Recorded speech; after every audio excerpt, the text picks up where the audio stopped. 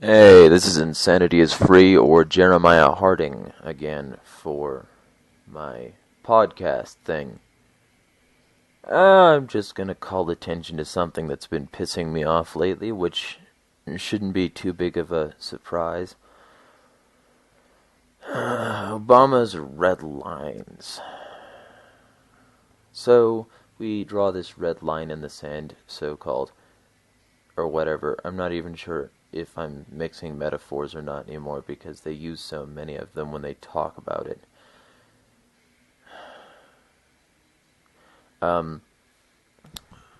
Do not cross the red line, you know? And the point has been made by quite a few people that if we don't take decisive action in Syria, that the red line doesn't exist, that the international ban on chemical weapons is worth exactly nothing. Well, I wanted to bring up something. I don't see him getting an awful lot of UN Security Council permission for this, which is sort of necessary for military action, even if it's not war. Which, I'll go over on another podcast how loose I think the term war is, and how tight they try and make it seem so that, their actions are justified. But yeah, I'll talk about that some other time. Sometime when I've got more energy and haven't just woken up. So Obama's got this thing saying red lines. They've crossed this red line. We need to, intervene now because otherwise because otherwise it will make us look bad, essentially. And it will. But you know what else will make us look bad? That chemical weapons thing was a treat. It was it was like a non-proliferation thing. And so, since that chemical weapons thing was a treaty, guess what else was a treaty? Like, essentially an international treaty among, a multilateral organization of world powers. The UN. And to be in the UN when it's convenient and to not be in the UN when it's not doesn't make us look good. It makes us look like bullies, only using power when it makes us happy, not when it's necessary. It doesn't make us look good. It makes us lose our credibility. But since we're still the most militarily powerful force on the planet, nobody's going to bother to do anything because they're frightened. And that's what hegemony does. But my point is this. If Obama is going to talk about international red lines drawn by signing treaties, and if he's going to say, that we need to strike in Syria, or, take decisive action, or any of these other little loaded phrases he likes to use for this. Well, I'm going to use an Obamaism. Let me be clear. He's a hypocrite. We're dealing with a government right now, the U.S. government, that is picking and choosing which red lines it will enforce, which borders it will defend. And this is after years and years and years of violating international law. I mean, I don't know if anybody remembers this, but back when Obama promised us a drawdown of troops in Iraq, everybody was, happy with that because they'd been wanting us out of this conflict with Iraq for a while. But now that,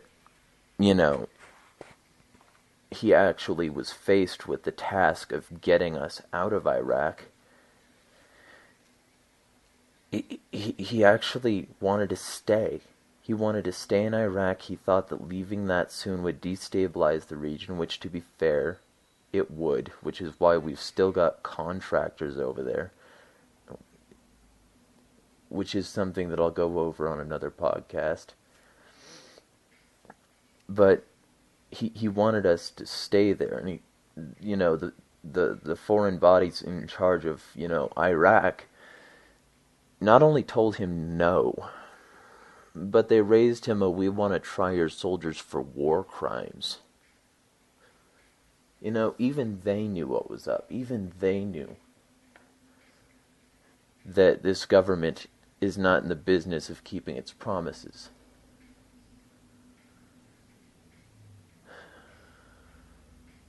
And all of these security organizations designed to make us safer that don't actually do that. Another broken promise. Another red line that he's been there to enforce, and yet hasn't actually helped us in the slightest bit, or been relevant, or clear, or consistent in any meaningful way. The fact is that every law created, every treaty signed, every agreement had is a red line. That's the point. And now suddenly, since this one has been breached, which, by the way, again, we still don't know, at least the American people, maybe, a few key officials do, but at the very least, the American people have no idea whether it was Assad or not. They haven't released that evidence yet. The reason the Security Council doesn't want the U.S. to go forward with the strike is because they understand that the evidence is lacking. So if the U.S. has some reason to go against Assad and his regime in the form of a targeted military strike, and if they have the evidence that would make that reason that Assad was responsible for the chemical weapons attack on the rebels, on, non-rebellious citizens, etc., on Damascus, that if they've got this evidence, then they could assuage the entirety of the UN Security Council, I'm assuming, by showing it to them. So why haven't the cards been presented? What's preventing the president from showing his cards if he knows he's got such a good hand? It doesn't make sense. And so what I'm left with is that if the only red lines we're actually willing to defend, to make defensible, are the ones that are convenient to the powers that be, then why is this convenient? What is in it for Barack Obama? What is in it for the U.S. government? For the powers that exist? What is in it for anyone? The fact that we don't have motive doesn't mean that he doesn't have means or a motive. It just means that we don't know it yet. Because, frankly, we don't know his motive for striking, and we don't know his motive for not striking. But we have to analyze it like this. Which has more weight, his strike or his not strike? And the fact is that if he chooses to strike, he's shown which had the most convenience attached to it. Because clearly it's not because of red lines. Red lines mean that he can't go and do this strike until the Security Council okays it. That's the point of us being in the UN. You can't be in an organization with a huge amount of red lines in one instance, in one breath, and then breathe in and breathe out and suddenly not care about any of those. It's treasonous. It's this entire administration, much like administrations that preceded it, being traitors to the world community, to which it promised certain red lines would be kept. Everything is a red line. From don't touch my stuff in a dorm room to don't touch the kids in Damascus with chemical weapons. Everything is a red line. And the measure of a man is which red lines he's willing to enforce. Well, if the U.S. can suddenly act, unilaterally against an international body to which it is promised loyalty, then what's in it for them? What makes that legal? What makes that ethical? And all while taking, of course, American tax dollars and American men and women in the armed forces in order to do this, which is another way of internationally robbing Peter to pay Paul. You can always count on the support of Paul. And I'm sure the Syrian rebels would love an upper hand in this conflict, which we've been arming them anyway. It's absurd to say that now a red line has been crossed. Red lines have been being crossed.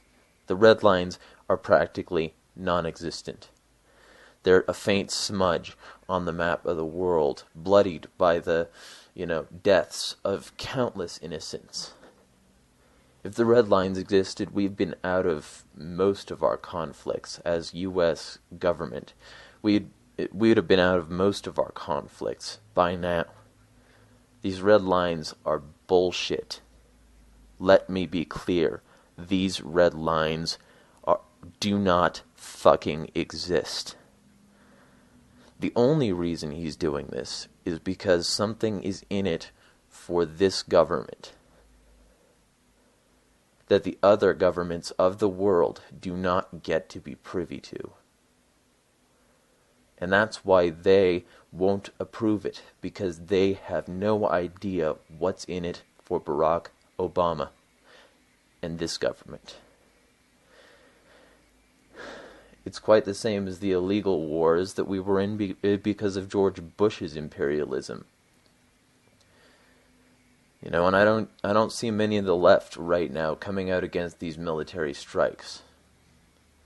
Even though, a huge amount of Americans are opposed to these military strikes.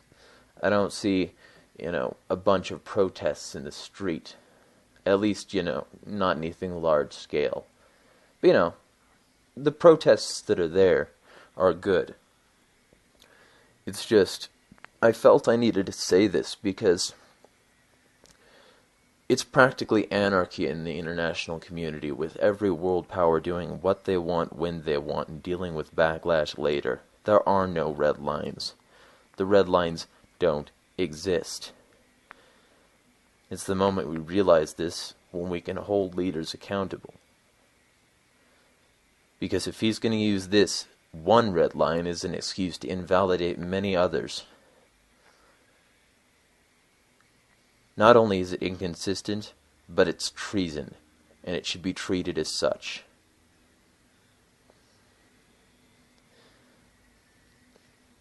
Just thought I'd get that off my chest. Insanity is free, or Jeremiah Harding, out.